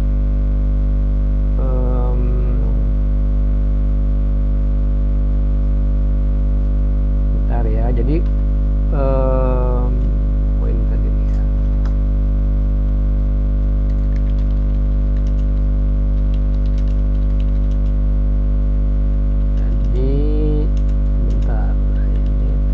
Oke, jadi kalau kita bicara politik dan hukum, regulasi, kita kembalikan karena ini kan berkaitan dengan mata kuliah global marketing ya, pemasaran internasional ya, kurang lebih gitulah, global marketing gitu ya. Jadi memang pengetahuan mengenai regulasi itu penting ya. Artinya kalau kita mau memahami yang berkaitan dengan perdagangan internasional, kembali kepada tujuannya ya, apa tujuan perdagangan internasional, atau tadi kemarin kita bicara globalisasi, macam-macam tuh bentuknya ya. Kita juga bicara mengenai proteksi masing-masing negara. Kalau kita kembali ke basis daripada tujuan adanya international trade ini, atau lebih detail nanti berkaitan dengan marketing yang berskala global, itu kan ujung-ujungnya itu adanya peningkatan. Kalau kita bicara perusahaan ya, perusahaan itu adanya peningkatan daripada revenue ya, peningkatan profit ya, peningkatan profit. Jadi bisa jadi ini misalnya Indomie pasar di dalam negerinya sudah stagnan ya, dia sudah menguasai market share-nya, sudah menguasai pasar gitu ya, 60-70%.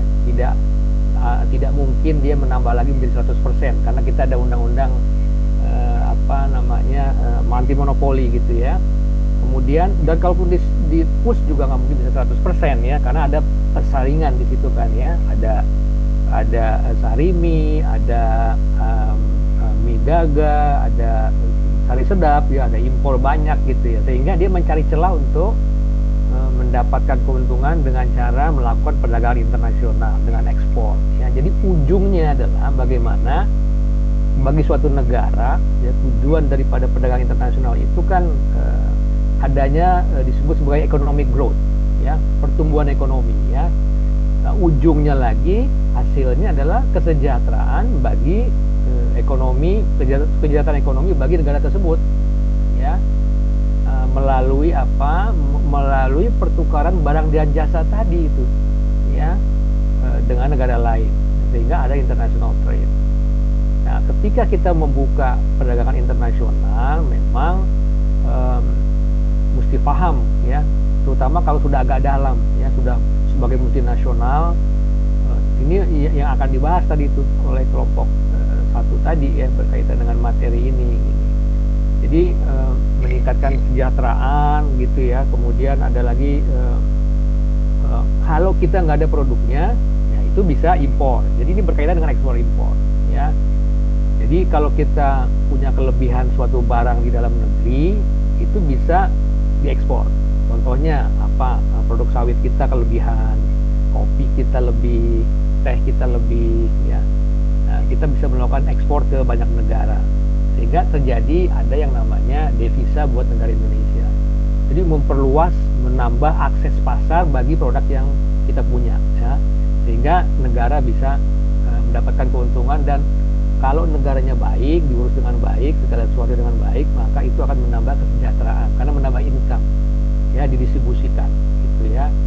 Nah, kalau kita nggak punya barangnya, nah kita impor ya, membeli barang yang tidak diproduksi atau kurang diproduksi di sini gitu ya, baik macam-macam, baik buah-buahan, barang elektronik gitu ya. Tapi kalau kita bicara mengenai ekonomi, yang diharapkan adalah biasanya ada kelebihan atau surplus disebutnya ya. Nah, economic surplus itu disebutnya gitu ya. Economic surplus ini kalau kita kaitkan tadi di ujungnya lagi, itu suatu negara akan memiliki economic surplus atau kelebihan surplus dan menghasilkan banyak devisa itu kalau kita perusahaan-perusahaan yang melakukan perdagangan internasional tadi memiliki yang disebut sebagai competitive advantage, ya, atau kelebihan atau keunggulan kompetitif yang tidak dimiliki oleh negara lain gitu, ya, yang mungkin negara lain nggak punya.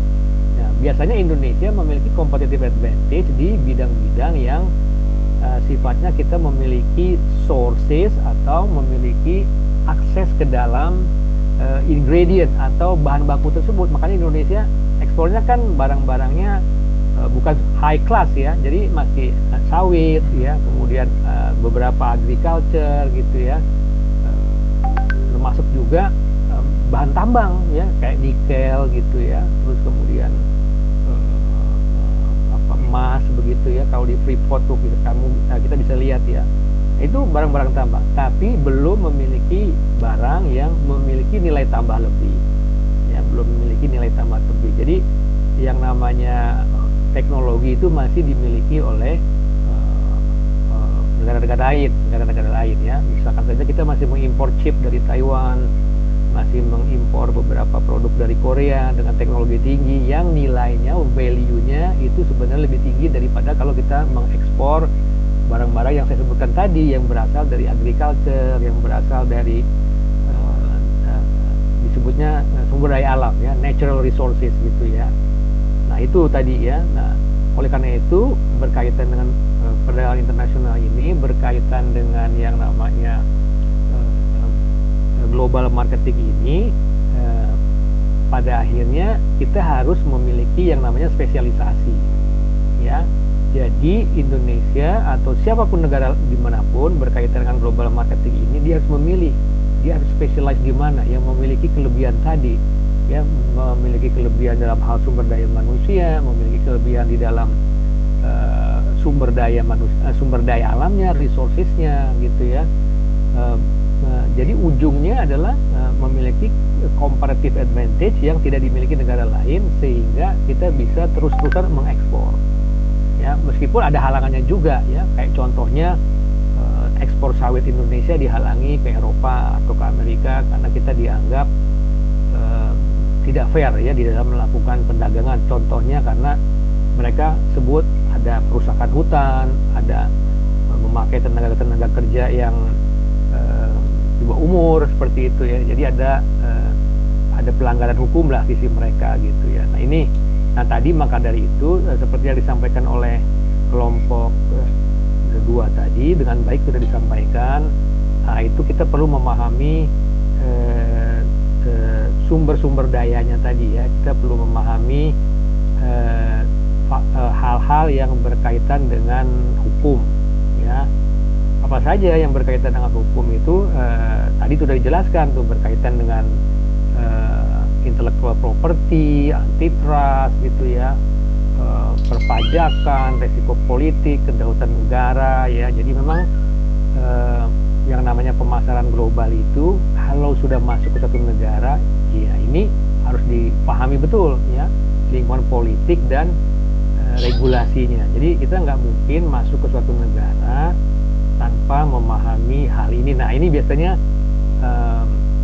perusahaan-perusahaan besar seperti Indomie misalnya, Kopiko ya, perusahaan nikel, perusahaan Indonesia yang beroperasi di luar negeri, dia sudah paham nih ya, berkaitan dengan sistem politiknya, resikonya. Jadi Indomie misalnya, dia akan masuk ke negara-negara yang memiliki resiko politik kecil, yang tidak sedang perang misalnya, masuklah ke Malaysia, Singapura ya, ke Jepang, ke Korea ya, ke Taiwan gitu, ke Amerika, ke Eropa gitu ya, yang memiliki risiko politiknya kecil atau tidak ada masalah dengan politik negara tersebut ya. Beda kalau kita masuk ke Timur Tengah misalnya, ke negara yang berperang ya, Ukraina misalnya, akan berpikir berkali-kali itu ya. Jadi mereka harus perhatikan betul lingkungan hukum internasional dan juga regulasi yang berada di negara tersebut ya. Jadi dan juga bukan negara yang bermusuhan dengan Indonesia ya. Jadi itu adalah sebenarnya isu-isu yang berkaitan dengan bisnis internasional ya. Nah, kalau kita berbicara mengenai bisnis internasional itu seperti itu ya. Jadi sangat penting sekali memahami hal-hal ini tadi ya yang sudah disampaikan dengan baik ya, elemen-elemen perusahaannya. Nah itu seperti itu. Nah, sehingga nanti kalau kita memahami ini semua, lingkungan politik, regulasi, pemasaran global, bila sewaktu-waktu ada permasalahan di negara yang bersangkutan, kayak Indomie, contoh kasus Indomie itu ya, Indomie kan sempat ada ingredientnya atau bahan bakunya yang tidak sesuai dengan negara tujuan ya. Mungkin masih ingat barangkali ya kalian ya, kita Indomie itu sempat tidak boleh beredar di Taiwan, di Malaysia, di Singapura ya, sempat juga di beberapa negara Eropa karena ada kandungan tertentu di dalamnya yang mereka berpikir bisa menyebabkan kanker ya, kanker, sehingga ditolak itu ya. Nah sedangkan mereka klaim di si Indomie tadi kalau di Indonesia nggak apa-apa kok gitu. Jadi memang sebenarnya ada ambang batasnya ya, ada aturan ambang batas yang beda dengan Indonesia dan negara-negara yang kita sebutkan tadi gitu ya. Nah itu yang menjadi masalah. Tapi bagaimanapun benar yang Pak Yohanes bilang tadi bahwa kita harus di mana bumi dipijak maka hukum dijunjung gitu ya. Jadi nggak boleh pakai hukum Indonesia gitu ya. Jadi Indomie ini setahu saya dia berusaha untuk merubah ingredient. Ya, jadi kalau kita masuk produk ke suatu negara lain harus ikutilah hukum negara tersebut, karakter orang-orangnya ya seperti apa, kemudian apa yang menjadi kesukaannya gitu ya. Jadi memang ada tuh barang-barang Indonesia di luar negeri yang memang tidak masuk ke Indonesia. Maksudnya gini, ada rasa-rasa tertentu ya yang tidak ada dijual di Indonesia gitu. Ya, saya kemarin bertemu dengan salah satu perusahaan Indonesia yang ekspor satu negara gitu ya. Itu ada produk-produk mereka yang tidak dijual di Indonesia. Ya, tapi dijual di Jepang misalnya, atau dijual di Taiwan, atau dijual di Amerika. Ya. Nah, orang Indonesia yang berangkat ke sana ya, jalan-jalan pulang dengan bangganya beli produk tersebut gitu. Mereka lupa bahwa pas dilihat made in mana, masih made in Indonesia gitu ya, dibuat di Kerawang atau di Subang atau di mana-mana gitu ya. Ada banyak sekali itu kejadian-kejadian seperti itu ya. Waktu saya kerja di MAP, jangan salah itu yang namanya produk Zara itu pabriknya tuh di Gunung Putri ya, karena MAP itu sebagai salah satu pemegang license-nya dan mereka punya pabrik. Nah, Zara-nya itu diekspor ke Spanyol, diekspor ke Amerika ya. Jadi banyak yang nggak tahu juga begitu ya. Sepatu Nike juga ada beberapa yang diproduksi di Indonesia-nya seperti itu. Tapi intinya begini, poinnya adalah ketika kita memasuki suatu negara, pahami lingkungan politik dan regulasinya, ikut saja gitu ya. Jadi seperti yang tadi disampaikan oleh kelompok 2 ini sudah sangat jelas sebenarnya ya. Nah, ada pertanyaan tadi yang perlu saya juga tambahkan berkaitan dengan Melanie ya, implikasi dari suatu negara. Yang disampaikan jauh sudah benar, cuma saya tambahkan. Setahu saya, selain tadi misalnya masih tidak boleh punya aset di Indonesia, itu benar begitu.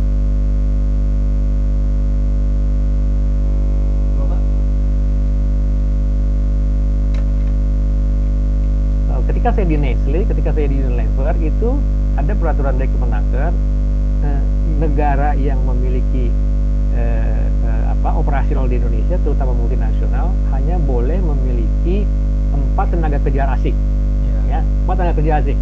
Ya, waktu itu udah disebutin tuh, hanya boleh di finance, hanya boleh di keuangan, di teknologi gitu ya, karena itu berkaitan dengan dapur mereka gitu ya.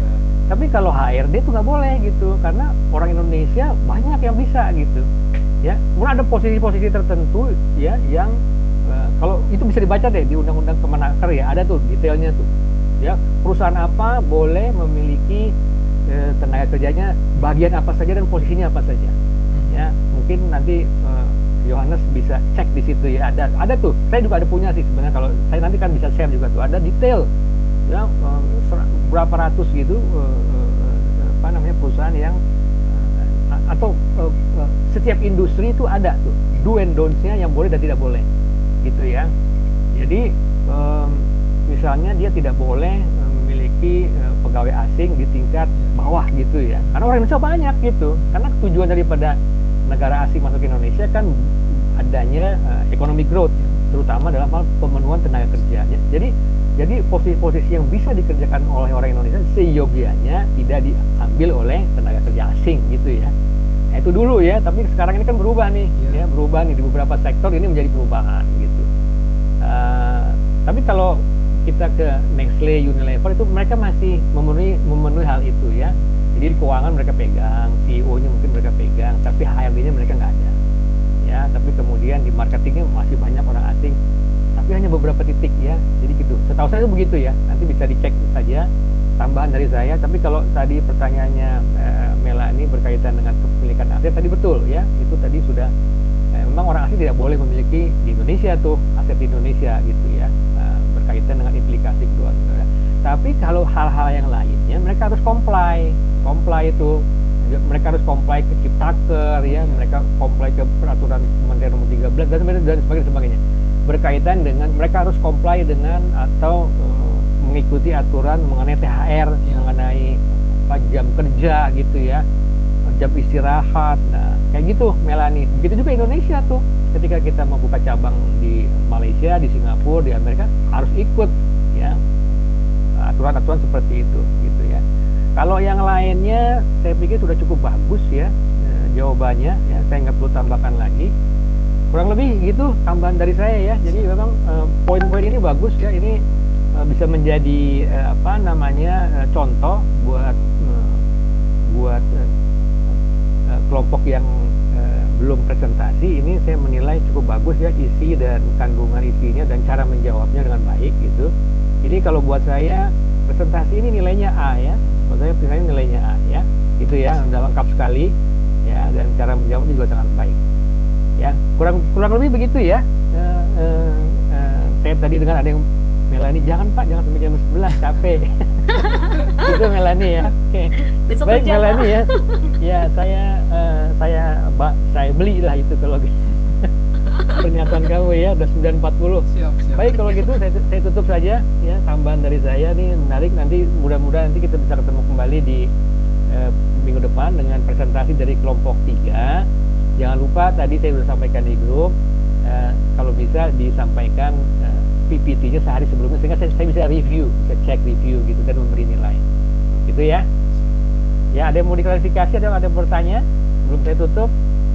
Cukup Bapak, sangat jelas. Terima kasih Bapak. Terima kasih ya. Oke, Melanie udah ngantuk kayaknya tuh. Iya. Baik, kalau gitu ya, terima kasih banyak sudah berpartisipasi dan bertukar pikiran di mata kuliah saya kali ini. Sampai ketemu dengan minggu depan. Selamat malam. Assalamualaikum warahmatullahi wabarakatuh. Waalaikumsalam. Waalaikumsalam. Selamat malam Pak.